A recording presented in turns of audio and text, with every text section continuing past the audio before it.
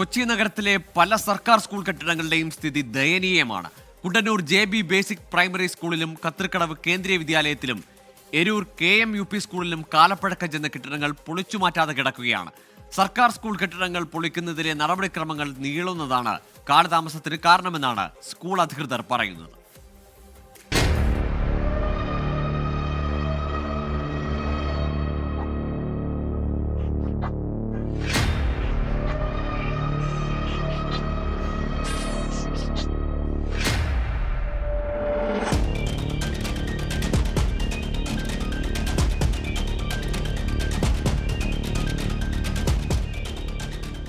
കേന്ദ്ര സർക്കാരിന്റെയും സംസ്ഥാന സർക്കാരിന്റെയും ഒക്കെ ഉടമസ്ഥയിൽ നമ്മുടെ നാട്ടിൽ നിരവധിയായ സർക്കാർ സ്കൂളുകളാണുള്ളത്.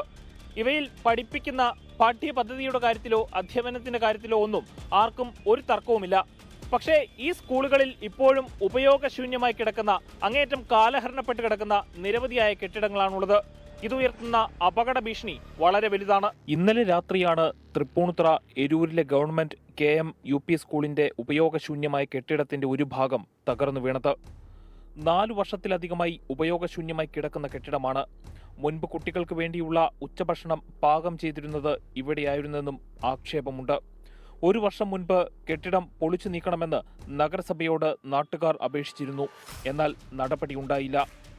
നിലവിൽ ഉണ്ടായിരിക്കുന്ന വാർത്തകൾ വസ്തുതാവിരുദ്ധമാണെന്നും ഗവൺമെന്റ് സ്കൂളുകളെ തകർക്കുക എന്ന ഗൂഢലക്ഷ്യത്തോടു കൂടിയുള്ളതാണെന്നും ഒരു വിഭാഗത്തിന്റെ വാദം. ഇത് പൊളിക്കാനായിട്ടിരിക്കുന്ന ബിൽഡിംഗാണ്. മുനിസിപ്പാലിറ്റി പെർമിഷൻ കൊടുത്തിരിക്കുന്നത് പൊളിക്കാനായിട്ട്. ഉടനെ ഇത് പൊളിക്കുകയും ചെയ്യും. ശുദ്ധ അസംബന്ധമാണ് ഇപ്പം ഈ ബിൽഡിംഗ് പൊളിച്ചെന്നും പറഞ്ഞ് ഈ കാണിച്ചിരിക്കുന്നത്. എന്താ വെച്ചിട്ടുണ്ടെങ്കിൽ ഇതിന് യാതൊരുവിധ കുഴപ്പങ്ങളും ഇല്ല. ശരിക്കും പറഞ്ഞിട്ടുണ്ടെങ്കിൽ എന്താ വെച്ചിട്ടുണ്ടെങ്കിൽ അദ്ദേഹം ഒരു ഫേസ്ബുക്കിൽ ലൈവ് ഇട്ട് പുള്ളിക്ക് ആളാകാൻ വേണ്ടി ചെയ്ത ഒരു കലാപരിപാടിയാണ്. അല്ലാണ്ട് ഇത് ഒരു കാരണവശാലും ഗവൺമെന്റ് ഇത് പൊളിക്കാൻ അംഗീകരിച്ചേക്കുന്നതാണ്.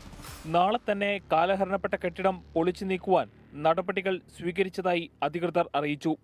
കുണ്ടന്നൂർ JB ബേസിക് പ്രൈമറി സ്കൂളിന്റെ അവസ്ഥയും വ്യത്യസ്തമല്ല. 100 വർഷത്തിലധികം കെട്ടിടത്തിന് പഴക്കമുണ്ടെന്ന് പ്രദേശവാസികൾ. ക്ലാസുകളിലെ സ്ട്രെങ്ത് കുറവാണെങ്കിലും കുട്ടികൾ ഇപ്പോഴും പഠിക്കുന്നുണ്ടിവിടെ. പുതിയ കെട്ടിടം എന്ന ആവശ്യം നിരവധി തവണ ഉന്നയിച്ചു. ഇതിനെ തുടർന്ന് പണി തുടങ്ങിയെങ്കിലും എങ്ങുമെത്താതെ നിൽക്കുകയാണ് പുതിയ കെട്ടിടം. ഏതാണ്ട് 120 വർഷത്തെ പഴക്കമുള്ള പാരമ്പര്യമുള്ള സ്കൂളാണ്.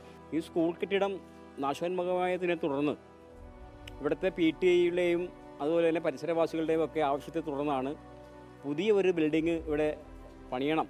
അതിനെ തുടർന്ന് അന്നത്തെ സ്ഥല MLA ആയിരുന്ന ശ്രീമാൻ M. സ്വരാജ് മുൻകൈ എടുത്തുകൊണ്ട് കിഫ്ബിയുടെ ഫണ്ട് ഉപയോഗപ്പെടുത്തിക്കൊണ്ട് ഇവിടെ കെട്ടിടം പണിയാൻ വേണ്ടി തീരുമാനിക്കുകയായിരുന്നു. പണി തുടങ്ങിയിട്ട് ഇപ്പോൾ ഏതാണ്ട് 5 വർഷക്കാലം പൂർത്തിയാകാൻ പോവുകയാണ്. ഇപ്പോൾ പണി നിലച്ച മട്ടാണ്. കത്രിക്കടവിലുള്ള കേന്ദ്രീയ വിദ്യാലയത്തിൽ നിരവധിയായ വിദ്യാർത്ഥികളാണ് പഠിക്കുന്നത്. പുതിയ കെട്ടിടത്തിലാണ് നിലവിൽ സ്കൂളിന്റെ പ്രവർത്തനം. പൊളിഞ്ഞു വീഴാറായ പഴയ കെട്ടിടം ഇപ്പോഴും നിലനിർത്തിയിരിക്കുന്നു. അപായ സൂചനകൾ വെച്ചിട്ടുണ്ട് എങ്കിലും ഏത് നിമിഷവും നിലം പൊത്താമെന്ന നിലയിലുള്ള കെട്ടിടം പൊളിച്ചു നീക്കണമെന്നാണ് നാട്ടുകാരുടെയും ജനപ്രതിനിധികളുടെയും ആവശ്യം. പൊളിച്ചു നീക്കണമെന്ന് സ്കൂൾ അധികൃതർ ആവശ്യപ്പെട്ടിട്ടുണ്ട്. എങ്കിലും സർക്കാർ കെട്ടിടം പൊളിച്ചു നീക്കുന്നതിലെ നടപടിക്രമങ്ങളുടെ കാലതാമസമാണ് ഇപ്പോഴുള്ളത്. ഇത്തരത്തിൽ സർക്കാർ സ്കൂൾ കോമ്പൗണ്ടിലുള്ള കെട്ടിടങ്ങൾ പൊളിച്ചു നീക്കണമെങ്കിലോ വലിയ മരങ്ങൾ മുറിച്ചു മാറ്റണമെങ്കിലോ ഒക്കെ അതിനുവേണ്ടി കടന്നു പോകേണ്ട നടപടിക്രമങ്ങളുടെ നൂലാമാലകൾ തന്നെയാണ് ഇത്തരം സംഭവങ്ങൾ അല്ലെങ്കിൽ ഇത്തരം കെട്ടിടങ്ങൾ ഇപ്പോഴും നിലനിൽക്കുവാനുള്ള കാരണം. അത് കുറെ കൂടി ലളിതമാക്കേണ്ടത് നമ്മുടെ സർക്കാർ അധികാരികൾ തന്നെയാണ്. അനന്തു B. നായർക്കൊപ്പം അമൽ സുരേന്ദ്രൻ, 24 കൊച്ചി. പൊതുജനം കഴുതയല്ല സാർ. തേവലക്കര സ്കൂളിലെ അപകടം നമ്മുടെ മുന്നിലുണ്ട്. അതിനപ്പുറത്തേക്ക് കഴിഞ്ഞ ദിവസമാണ് രാജസ്ഥാനിൽ സ്കൂൾ കെട്ടിടം തകർന്നു വീണ് 7 കുട്ടികളോളം മരിക്കുന്നത്. അങ്ങനെയുള്ള പല സംഭവങ്ങൾ ഉണ്ടായിട്ടുണ്ട്. കേന്ദ്ര സർക്കാർ പുതിയ പ്രോട്ടോക്കോളൊക്കെ നിർദ്ദേശിച്ചിട്ടുണ്ട്.